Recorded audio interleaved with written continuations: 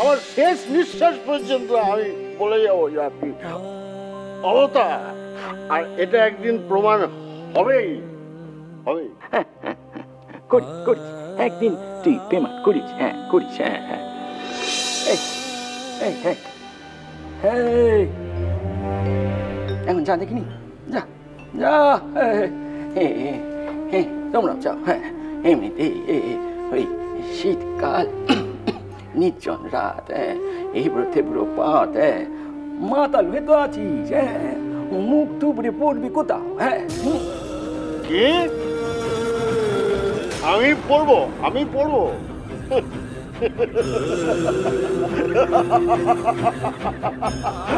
আমি পড়বো? কথাটা ঠাকুর মন্দ বলেনি গিরিশ বাবু। এতটা পথ, তার উপর আধার, পথে যেতে যেতে পড়ে যাওয়ার চান্স কিন্তু আছে। চান্স আছে বই। আমি যদি পড়ে যাই হোঁচট খেয়ে, আমার ঠাকুর কোল পেতে দেবে সেখানে।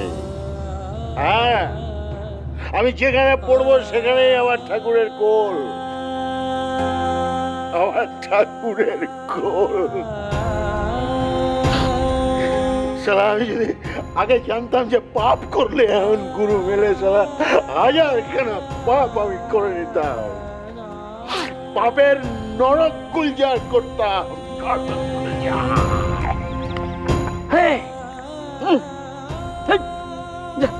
বাইরে গিয়ে পাপ করিস, যা বাইরে যা, বাইরে গিয়ে পাপ কর।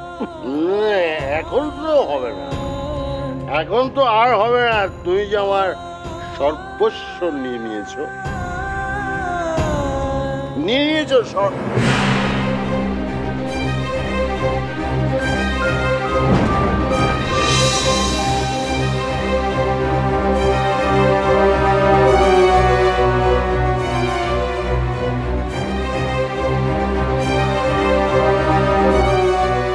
কি হয়েছে? কি দেখছিস রা? হ্যাঁ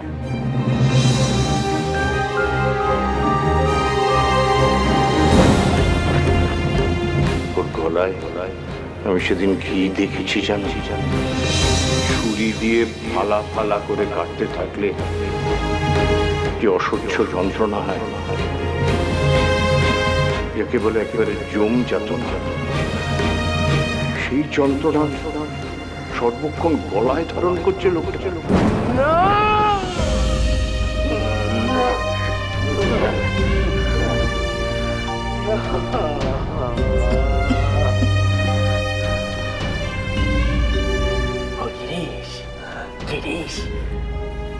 এখন যা বাবা, এখন ঘরে ফিরে যা, দেখিনি আবার আসিস। ওই যখনই মন চাইবে তখনই আসিস।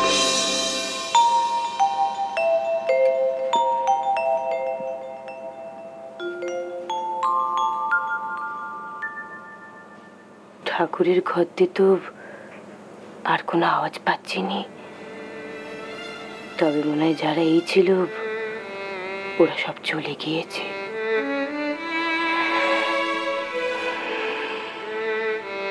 ঠাকুর দক্ষিণেশ্বর থেকে আসবার পর তেনার সকল ভক্তরা তেনার সঙ্গে দেখা করতে এসেছেন,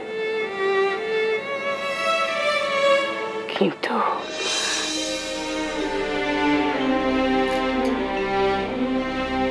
আমার নিজের ভাইরা সবার কথা ধরিনি, কিন্তু বিষণ্ণটার কথা না ধরে যাই কোথায়?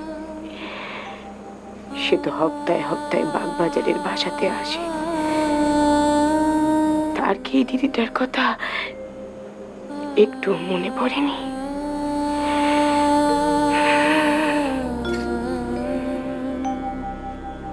বছর ঘুরতে চলল, একবারও তার এই দিদিটার কথা মনে পড়ছে নি। বুঝতার সে ওদিকে মা যে আমার খবর না পেয়ে কেমন আছেন, কি করছেন তাও জানিনি। সত্যি জানিনি মাসিকিনি কেমন আছে। বেটাদের হাত তোলা হয়ে আছে,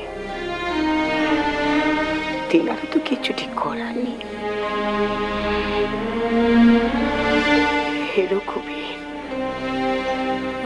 আমার ভাইরা আমার সঙ্গে যাই করুক না কেন, তুমি ওদের সকলের আনন্দে রেখো, ভালো রেখো, সুখে রেখো।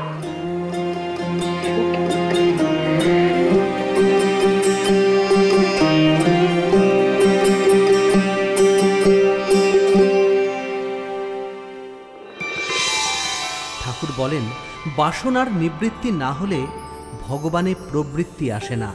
ঠাকুর, কামনা বাসনা মুক্ত হয়ে ভগবানকে কি ডাকা যায়? ওই কামনা বাসনা মুক্ত হতে গেলে আগে মনটিরে যে মুক্ত রাখতে হয় গো, মনটিরে মুক্ত রাখতে হয়। সংসারী মানুষ মনকে কিভাবে কামনা বাসনা থেকে মুক্ত রাখবো ঠাকুর? দেখো গা, সাধু সন্ন্যাসী তো ভগবানের নাম করবে, এতে বাহাদুরি কিছুটি নাই, কিন্তু সংসারের থেকে কামনা বাসনা মুক্ত হয়ে ভগবানকে ডাকতে পারি কজনা। তোমাদের একটা গল্প বলি, তাহলে বুঝতে পারবে সংসারের থেকে কামনা বাসনা মুক্ত কিভাবে করতে হয়। বলুন ঠাকুর, বলুন। এক গায়ে এক নাপিত ছিল, সজ্জন ভক্ত। সে দিনভর পরিশ্রম করত আর সন্ধ্যেতে গিয়ে ওই বউয়ের সাথে বসে ভগবানের নাম জপ করত। একদিন কি হলো, ওই তার চুল দাড়ি কাটতে কাটতে জমিদার বাড়িতে তার ডাক পড়লে। জমিদার বাড়িতে গিয়ে তার তো অবাক বনে যায়। জমিদারির ঠাট বাট, ওই জমিদার গিন্নির গায়ের গয়না দেখে সে ভাবলে, আহা, আমার বইয়ের গায়েও যদি ওরকম গয়না থাকতো তাহলে ভারী বেশ হতো, বেশ হতো। সেই ভাবা মতোই সে কাজ করতে লাগলে, সে আরো বেশি পরিশ্রম করতে লাগলে আর ওই পয়সা সঞ্চয় করতে লাগলে। এমনকি ওই যে সময় বসে সে ভগবানের নাম ডাক করত, সেই সময়টিতেও লোকজনরে ধরে নিয়ে চুলদাড়ি কাটাতো। এমনি করে সে একবার ওই বইয়ের গলার জন্য এক ছড়া হারও বানিয়ে দিতে পারলি। গিন্নি, ও গিন্নি! কি হলোটা কি গো? তুমি এত চেঁচাচ্ছ কেন বলো দেখি? বসো বসো বসো বসো। এটা খুলে দেখো।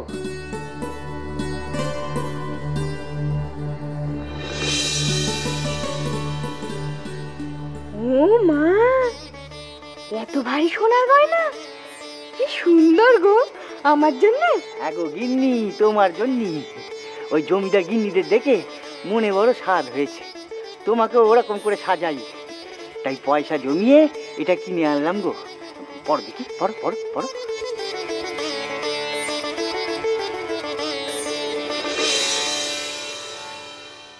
না, এটা ঠিক মানাচ্ছে না, আরো লাগবে, আরো গয়না লাগবে। তুমি দেবে? তুমি দেবে আমায় আরো গয়না? দেবো গো গিন্নি, দেবো। আমি আরো খাটবো, আরো সোনার গয়না এনে তোমায় দেবো গো, দেবো। রাজরানীর মতো সোনা দিয়ে সাজাবো গো তোমাকে। তুমি বড় ভালো স্বামী গো আমার।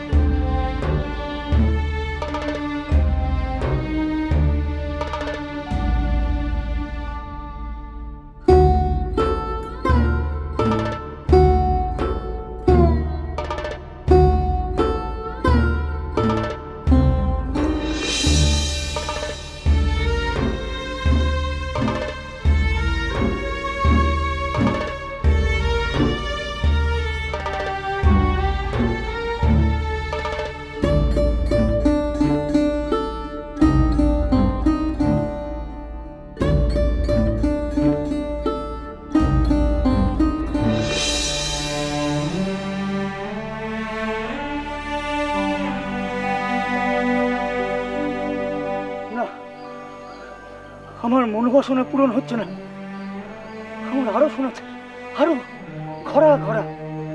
আমি আমি বড় লোক হতে চাই, আমার ঘরে অনেক সোনা থাকবে, অনেক অনেক, রাজা বাচ্চাদের চেয়েও বেশি ঘোরা ঘোরা। কিন্তু কিন্তু পাই কোথা, কিভাবে? এ গায়ে, এমনকি আশেপাশের গায়েও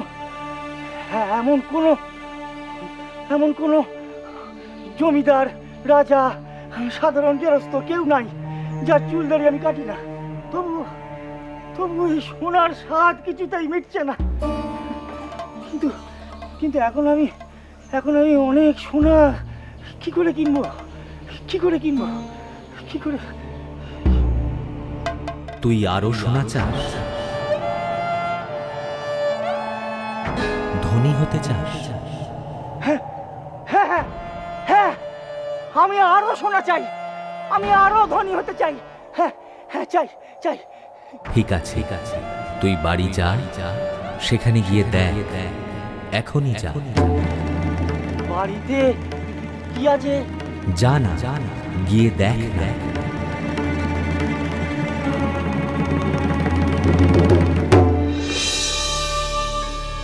কোথায় যে গেল মানুষটা? এদিকে একেবারে সন্ধে হয়ে এসেছে, ঘরে আসার নাম নেই। এদিকে আবার আমার বলতে না পেরে সে পেটের মধ্যে কেমন মোচড় দিচ্ছে, পেট ফুলে উঠতেছে। ঘরে না এলে বলতেও তো পাচ্ছি না সব কথা। কি ব্যাপার গিন্নি, তুমি এখানে দাঁড়িয়ে? তুমি এসেছো? আমি তোমার জন্য সেই কখন থেকে ঘর বার করছি। বলি, বাড়িতে কেউ এসেছিল? কিছু কি হয়েছে নাকি বাড়িতে? কেউ আসেনি, কিন্তু একটা অবাক কাণ্ড। কাজ ছেড়ে ঘরে গিয়ে দেখি 7 ঘড়া সোনা ঘরে সাজানো। কি 7 ঘড়া সোনা? হ্যাঁ গো হ্যাঁ, 7 ঘড়া সোনা। 6টা ঘড়া একেবারে সোনায় ভরা গো, আর 1খানা ঘড়া অর্ধেক। অর্ধেক? ওটা ভরা নেই? বাকি 6টা ঘড়া আমি খাটের তলায় চুপি চুপি ঢুকিয়ে রেখে এসেছি। অর্ধেক ঘড়াটা বের করে রেখেছি। এসো এসো, ঘরে এসো, দেখবে এসো, দেখবে এসো। দাঁড়াও,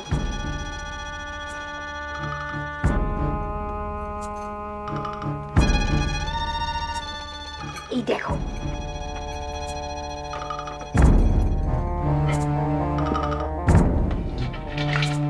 তাই তো, এ তো অর্ধেকেরও কম।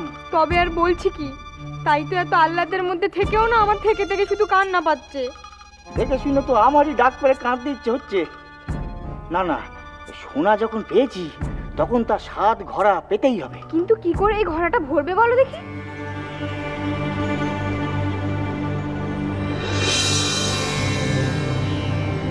দাও, খুলে দাও। হ্যাঁ, ওগুলো সব এই ঘড়াতে ভরবো, তারপর দেখি 7 ঘড়া পূর্ণ হয় কিনা। আরে 7 ঘড়া সোনা না থাকলে কিসের বড় লোক বলো তো? দাও দাও, খুলে দাও, খুলে দাও, দাও। আহা, কি হলো? দাও।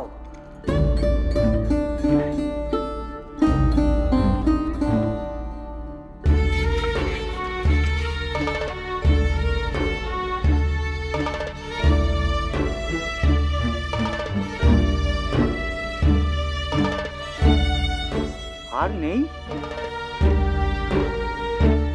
ঘড়া ভরতে গেলে যে এখনো আরো সোনা লাগবে। তাহলে এখন কি হবে? এখন শোনো, এখন থেকেই তুমি আমি কম কম করে খাবো, বুঝলে? একবেলা 8 পেটা আর ও বেলা উপোস। এভাবে পয়সা জমিয়ে সোনা কিনে এই ঘড়াখান ভরবো। হ্যাঁ, তাই করবো এবার থেকে, তাই করবো। তারপর ঠাকুর, তারপর কি হলো? নাপিত কি ঘড়া পূর্ণ করতে পারলো? না খেয়ে উপোস দিয়ে পয়সা জমিয়ে? না গো না, না খেতে খেতে সে রুগ্ন হয়ে যেতে লাগলে। ওই জমিদার অনেক দিন ধরে তারে লক্ষ্য করতে লাগলে যে খুঁট ধরতে গেলে তার হাত কাঁপে। সে একজনের চুলদারি কাটতে মেলা সময় নেয় এবং বেশ দুর্বল হয়ে যাচ্ছিল। একদিন কি হলো, ওই জমিদারের চুলদারি কেটে উঠতে যাবে, অমনি সময় সে টাল খেয়ে গেলে। জমিদার সঙ্গে সঙ্গে তারে ধরে নিলে। ব্যাপারটা কি বলো তো তোমার? কদিন ধরেই দেখছি তোমার হাঁটতে গেলে পা টাল খাচ্ছে, ঘুর ধরলে তোমার হাত কাঁপছে, ব্যাপারটা কি? আগে জমিদার বাবু,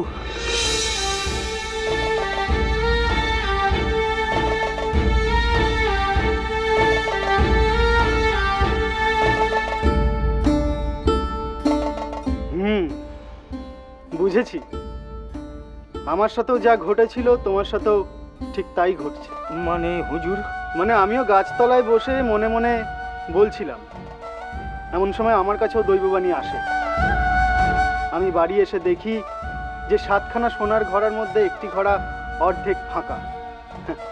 কিন্তু আমি তোমার মতো ওই ফাঁকা ঘোড়া ভর্তি করতে চাইনি, কারণ আমার ব্যাপারটার মধ্যে গন্ডগোল লেগেছিল। আপনি কি করলেন হুজুর? ওই অর্ধেক ঘোড়া নিয়ে আমি গাছতলায় গিয়ে জানতে চাইলাম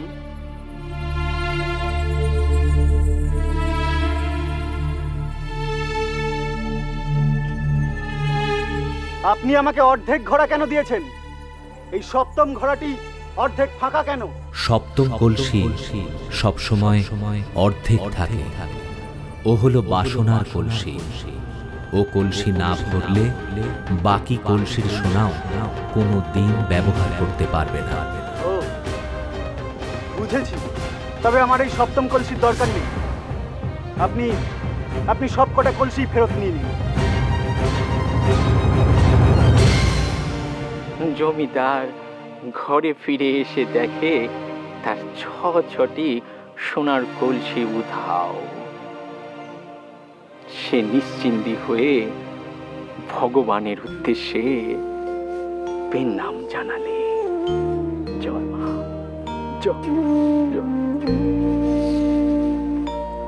বুঝলি কিছু?